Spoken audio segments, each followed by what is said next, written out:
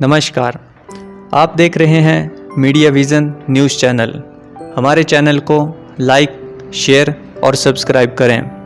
भारत का सबसे अनोखा गांव जो 2 देशों का है हिस्सा।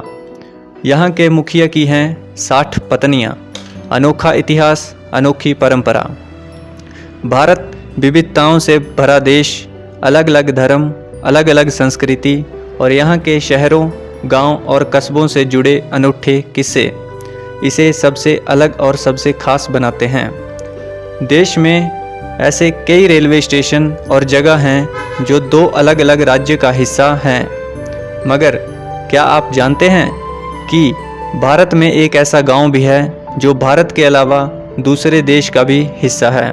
जी हाँ, आप बिल्कुल ठीक सुन रहे हैं। एक ऐसा गांव जिसका एक हिस्सा भारत में है और इसका दूसरा हिस्सा दूसरे देश में। इस वजह से यहाँ के लोगों के पास दोहरी नागरिकता भी है।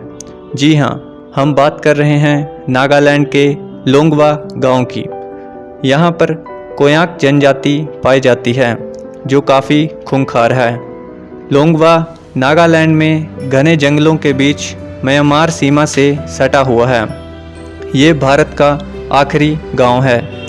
नागालैंड का लोंगवा गांव ना सिर्फ अपनी भौगोलिक परिस्थिति के हिसाब से सबसे अनोखा है, बल्कि यहाँ की वेशभूषा, नियम और यहाँ रहने वाली अनोखी जनजाति इसे और भी खास और सबसे अलग बनाती है। अपनी इसी विशेषता की वजह से यह गांव काफ़ी फेमस है।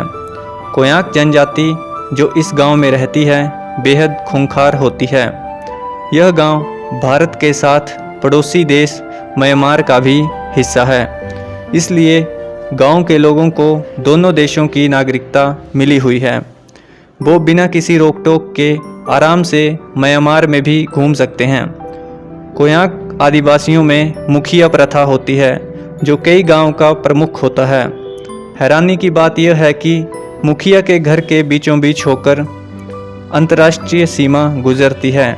इस वजह से ऐसा कहा जाता है कि मुखिया खाता अपने भारत के घर में है और सोता म्यांमार में है। इस गांव के मुखिया को अंगा कहा जाता है जो यहाँ का वंशानुगत शासक होता है।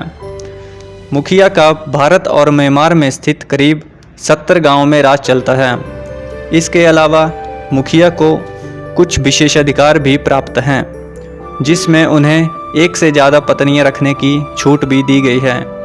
कहते हैं गांव के मुखिया की 1-2 नहीं कुल 60 पत्नियां हैं, यानी उसने 60 शादियां की हैं। जैसा कि आपको बता दें कि लोंगवा गांव की कोयाक जनजाति को हेड हंटर कहा जाता है। हेड हंटर वो प्रक्रिया है जिसके अंतर्गत किसी भी ज़मीनी कब्जे या विवाद के चलते आदिवासी एक दूसरे का सिर काट देते थे और उसे साथ ले जाकर अपने घरों में सजा लेते थे। 1940 के बाद इस प्रथा को पूरी तरह से बंद कर दिया गया था। 1969 के बाद से गांव में इस तरह की कोई घटना नहीं हुई है।